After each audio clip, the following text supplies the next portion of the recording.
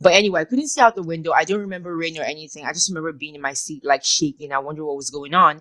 And then the lady at the back of the plane kind of screams. And that was just what started the chaos in the entire cabin. People started panicking. There was no running around or anything, but like people were screaming, like, blood of Jesus, what is happening? This plane trying to land, what's going on? And I remember just sitting there in my seat, like in awe, because I couldn't really understand what was going on. Like it seemed as though the plane was having issues in the air, and it was like something out of a movie. You don't ever board a plane and imagine worst case scenario. Like it just doesn't happen. So I just remember sitting there shocked and still. And my friend, one of my closest friends, she was in the aisle seat next to mine, and we held hands. And I remember one of us was like, we should pray. We should do, what should we do? We should pray. But before anything else could be said, um, I just remember this loud metal scraping sound that just like filled my brain.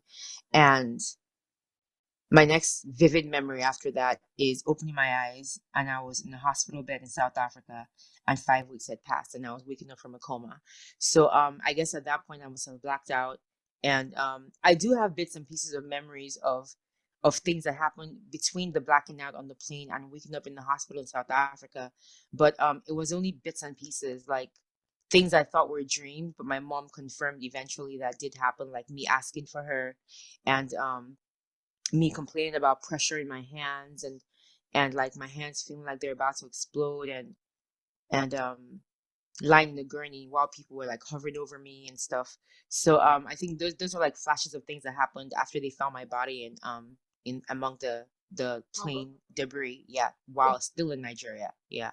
But then eventually, yeah, I woke up in South Africa, and that's pretty much where my life restarted. oh, wow.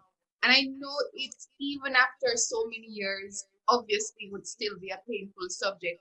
To put it into context for our viewers, at the time when the plane crash happened, it was 107 persons that were on board, right? 109. 109, Mm-hmm. 109, Mm-hmm. and 107 persons died, and you were one Yes, of two survivors. correct. When you woke up, finally came out of that coma in the hospital, Mm-hmm. and you realized what had taken place, and you heard that information, what did you do?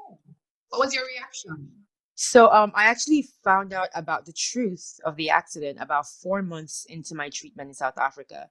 They had to make sure that I was psychologically stable enough to actually bear the weight of the truth. You know, they didn't tell me any of that in the beginning because I was still touch and go, and they had to be careful with my, like they had to be careful with my constitution. You know, I was very weak, very vulnerable, and I sustained third-degree burns over 65% of my body, so I was in a very bad place when I first arrived. But 4 months into my treatment, I was much better, and it was clear at that point that I would not die, because I found myself thinking a lot of times, like, okay, so I'm the only person that survived from my school. I'm one of two survivors.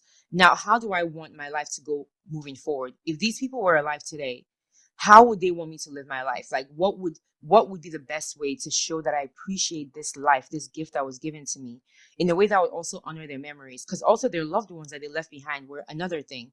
Did I want to live my life just down in the dumps, always depressed? Like, how would that make those people that they left behind feel? So for me, it became a thing of drawing strength from God and drawing strength from their memories, and learning to put this kind of pressure on myself to do my best with this life for them. And that was something that came to me the more I thought about, like, my mom still talking to me about God, my mom still ministering to me, my grandma ministering to me, my dad talking to me. Like, this was not something that I came to on my own. This was a realization that built over time with all the amazing support that I was getting from my support system. And so that's really where I arrived at. My final arrival point was drawing strength from their memories, and dwelling and just praying that God continues to give me the strength to do so, because I wanted them to see me living this gift, like appreciating this gift that life was. And I wanted their parents and their sisters and brothers and their loved ones to also see that I wasn't planning on wasting this life. And these people were praying for me. Like, they constantly called my mom, left messages for me. I mean, they were happy that at least one good thing happened out of this accident. To them, my life was a source of hope that not everything was lost that day. So I couldn't let them down, you know. I was willing to put that pressure on myself to for them, if not for anyone else. So Yeah. that's, yeah, pretty much how I came out of that, I think. Still a work in process, but yeah.